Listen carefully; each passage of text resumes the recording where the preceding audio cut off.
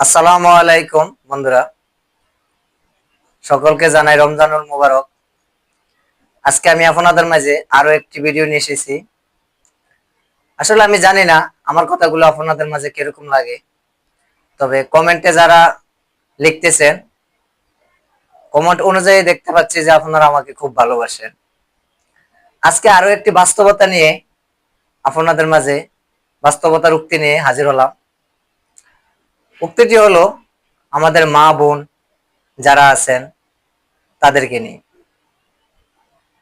আসলে আমরা বর্তমান সমাজ, বর্তমান দেশের প্রেক্ষাপট অনুযায়ী আমরা যে দিকগুলো দেখতেছি, এগুলো আমরা অনেকে দোষারোপ করতেছি। মহিলারা পর্দা করতেছে না, বোনেরা পর্দা করতেছে না, এরকম আমরা অনেকে অনেক কমেন্ট করে থাকি, ফেসবুকে অনেক উক্তি লিখে থাকি।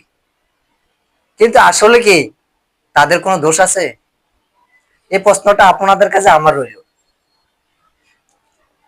দেখুন, আমার বোন যদি বেপরদায় রাস্তা বাইর হয়, তাহলে সেটার জবাব দিয়ে আমাকেই করতে হবে। এটা আমরা কখনো ভাবি না। কিন্তু আমার মা যখন বেপরদায় রাস্তায় চলে যায়, তখন লোকে হাসাহাসি করে, অনেক কথা বলে। যেমন আমি করি, আপনি করেন, ঠিক তেমনি যদি আমাদের মা বোনদের আমরা পর্দা অনুযায়ী রাখি, তাদেরকে শাসন করি, সঠিক পথ দেখাই, ইসলামের পথে পরিচালিত করি, তাহলে অবশ্যই তারা ইসলামের আইন অনুযায়ী চলবে এবং কি কোরআন হাদিস মোতাবেক তারা চলবে, পর্দা অনুযায়ী চলবে।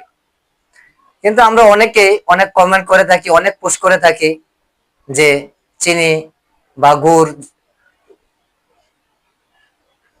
যদি খোলা থাকে তাহলে পিঁপড়া মাছি বসে, অনেক ধরনের আমরা পোস্ট করে থাকি। কিন্তু আসলে সেটা দোষ আমাদেরই। আমরা যদি আমাদের মা বোনদেরকে সঠিক শিক্ষা না দেই, তাহলে তারা শিখবে কিভাবে? তাদের শিখার কোনো রাস্তা নাই, আমাদেরকে শিখাতে হবে। আর আমরা যদি তাদেরকে রাস্তায় ছেড়ে দেই, বেপরদায় ছেড়ে দেই, বেহাপানা ছেড়ে দেই, তাহলে অবশ্যই তারা এভাবেই চলবে। আসুন, আমরা সমালোচনা না করে, কোনো প্রকার বিভ্রান্তি না করে, আমাদের মা বোন, ছেলে মেয়ে, মেয়ে যারা আছে তাদেরকে আমরা সঠিক শিক্ষা দেই, তাদেরকে আমরা ছোটবেলা থেকে সঠিক শিক্ষায় তাদেরকে মানুষ করি, তাহলে অবশ্যই তারা ইসলামের আইন অনুযায়ী চলবে, আমাদের কথা অনুযায়ী চলবে। তাই আমরা কেউ সমালোচনা করব না, আমরা যার যার চেষ্টা মোতাবেক সেইভাবে এগিয়ে যাব ইনশাআল্লাহ। সবাই যদি ভিডিওটি ভালো লাগে সবার, অবশ্যই লাইক শেয়ার কমেন্ট করে আমাকে জানাবেন। যদি কোনো ভুলভ্রান্তি থাকে তাহলে আমাকে জানাবেন, ইনশাআল্লাহ আমি পরবর্তীতে সংশোধন করব।